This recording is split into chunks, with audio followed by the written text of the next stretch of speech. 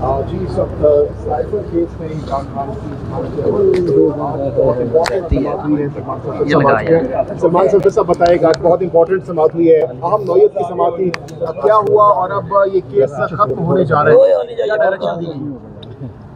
आज वाकई बड़ा अहम दिन था क्योंकि आज सरकार को 7वां दिन था अपने सबमिशंस करते हुए। हमने भी सरकार को ग्रेस शो करते हुए कहीं नहीं रोका, कहीं नहीं टोका, क्योंकि मुझे बहुत सारे दिनों से सरकार की बहस की समझ नहीं आ रही थी कि वो बेंच को किस तरह इस कन्विक्शन को वो जस्टिफाई करेंगे। मगर हर बात का यही जवाब शुरू के 5-7 दिन मिलता रहा कि ये हम आपको एंड में बता देंगे आखिर में।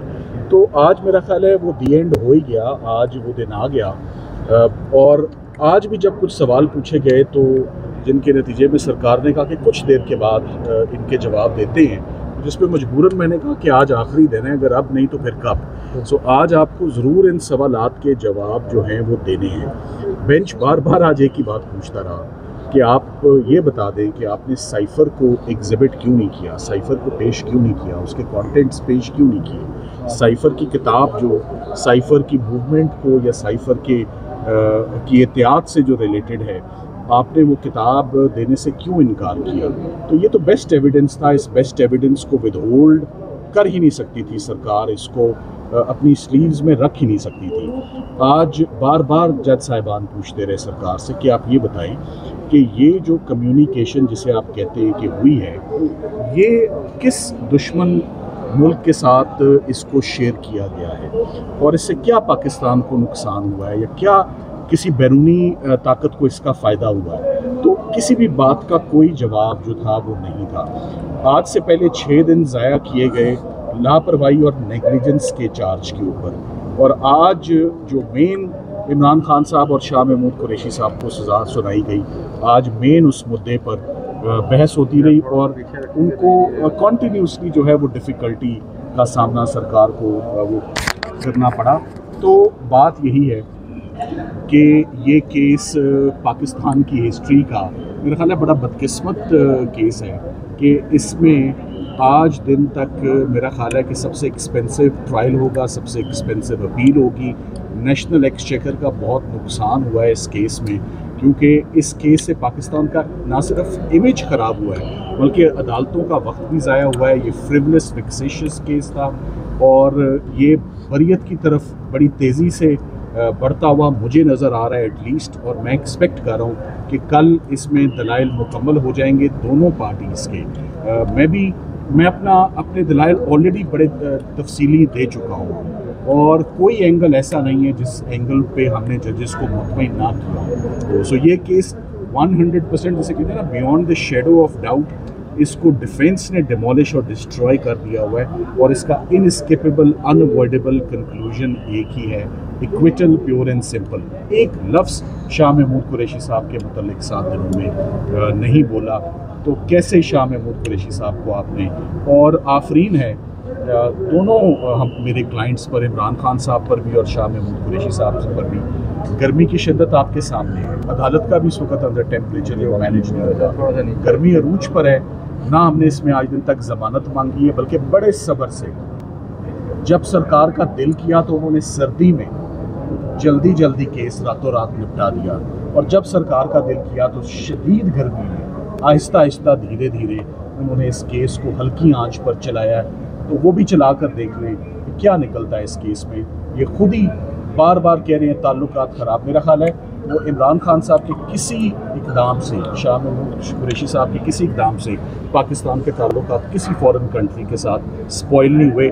सरकार बार बार इंसिस्ट कर रही है कि ख़राब हो गए हैं। मेरा ख्याल है आप शायद ख़राब कर दें, सरकार अपने इसरार पर हुए कोई नहीं। बैरिस्टर साहब, अब ये समझ लिया जाए कि कल ये केस कंक्लूड हो जाएगा, क्या उम्मीद करें? जी, मेरी ये दिली ख्वाहिश है कि ये केस कंक्लूड हो जाए, ना सिर्फ मेरी, अदालत में आने वाले हर शख्स की, मीडिया की, और मैं उम्मीद करता हूँ कि ये वो केस नहीं है इंशाल्लाह जिसमें अब जज साहिबान इसमें फ़ैसला महफूज रखें। आज जज साहिबान का जो रिएक्शन था कि आज उनको कुछ अच्छी बातें बताई जाएंगी, वो जिसे कहते हैं ना, save the best for the last, मगर कुछ भी नहीं था। ना इसका आगाज़ अच्छा था, 7 दिन के बाद खोदा पहाड़ चूहा भी नहीं निकला। तो 7वें दिन भी कोई अच्छी बात नहीं हुई कि ये सज़ाओं को जस्टिफाई किया जा सके। सो मैं समझता हूँ कि इसका फ़ैसला इंशाल्लाह कल ही हम एक्सपेक्ट करते हैं और उम्मीद करते हैं कि हमारा सफ़र कब से शुरू हुआ है। हमारा सफ़र रमज़ान से पहले का शुरू हुआ है, आप लोगों को डेडलाइंस देते हुए, बताते हुए, टाइमलाइन देते हुए। मगर मैं वही जैसे आपको कहा कि शदीद गर्म, मैंने सर्दियों में केस शुरू किया था, एक गर्मी आ गई है। तो उम्मीद करते हैं कि आप जजेस को इसमें मज़ीद क्लैरिटी या मशावरत के लिए मेरी ऑब्जर्वेशन में टाइम दरकार नहीं होगा, फैसला कल ही आएगा। अच्छा, अगर उनके हक में फैसला आ जाता है इमरान खान साहब के हक में, तो क्या इसको चैलेंज भी किया जा सकता है प्रोसिक्यूशन की जानिब? देखिए, इसमें honourable supreme court of Pakistan के 3 फाजिल जजेस ज़मानत की, ऑल्दो ज़मानत की हेयरिंग बड़ी टेंटेटिव होती है, वो ज़मानत की हेयरिंग में एक बात पर अगर आपको याद हो तो ऑनरेबल मंसूर अली शाह साहब नाराज़ होते रहे इस बात में, जब उन्होंने कहा कि साइफर किधर है, तो उन्होंने कहा वो तो सीक्रेट है, वो हम ना आपको दिखा सकते ना हम केस में देंगे। उन्होंने कहा ये क्या बात हुई कि क्या अदालत से भी कोई डॉक्यूमेंट, जो मेन डॉक्यूमेंट हो जिस पर आपने सजाएं सुनाई हो, क्या वो सीक्रेट रखा जा सकता है? अगर इसको सीक्रेट रखना था ना तो पूरे केस को आप मंजर आम पर लाते ही ना। आप किसी को, ये तो ऐसी बात है कि someone has been condemned unheard या एविडेंस को प्रूव किए बगैर आप कह रहे सज़ा ले लो, वजह नहीं बताएंगे कि वजह क्या है, क्योंकि वजह सीक्रेट है। तो वजह उसके अंदर क्या लिखा हुआ है, मैं तो आपको एक बात कहूँगा, मैं तो एक बात कहूँगा, आप साइफर इस स्टेज पर ना लाया जा सकता है, ना देखा जा सकता है, ना पढ़ा जा सकता है। अगर आप साइफर लाएंगे जजेस और पढ़ेंगे तो उनको सरकार पर गुस्सा आएगा। यही वजह है कि साइफर को दबा के और छुपा के रखा हुआ है।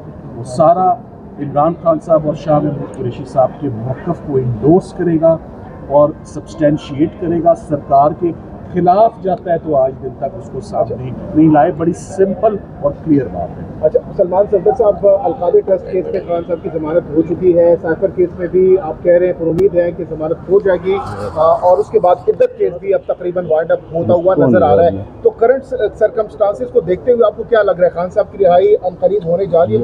देखिए, सरकार हर केस में, जैसे कि आपने देखा, मैदान या भागती है या वो टेस्ट मैच खेलती है, ये वो आज साइफर, मुझे तो ऐसा लगा कि आज जैसे कहते हैं ना कि सारे दिन की बॉलिंग होती रही और फिर शाम के वक्त जाके ब्रेक थ्रू हुआ, यानी कि एक विकेट गिरी है।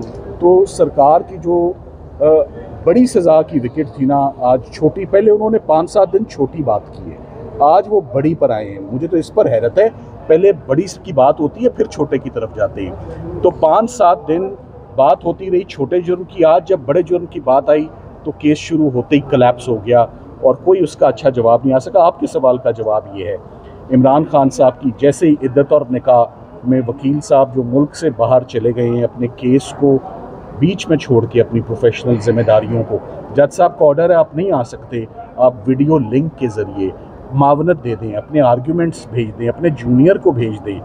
तो इमरान खान साहब के सारे केसेस ही, साइफर, तोशाखाना, इद्दत, टेरियन, सब कोलैप्स हो गए।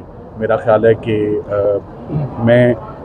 मैं तो यही समझता हूँ, it's a matter of when his days in the jail are numbered and he must be acquitted, क्योंकि प्रोसिक्यूशन का हर केस बहुत बुरे तरीके से, केसेस क्या बनाए हैं वो, बिलो इद्दत और निकाह, एक टेरियन का केस, एक साइफर का केस, ये प्रोसिक्यूशंस पाकिस्तान में कभी नहीं हुई है।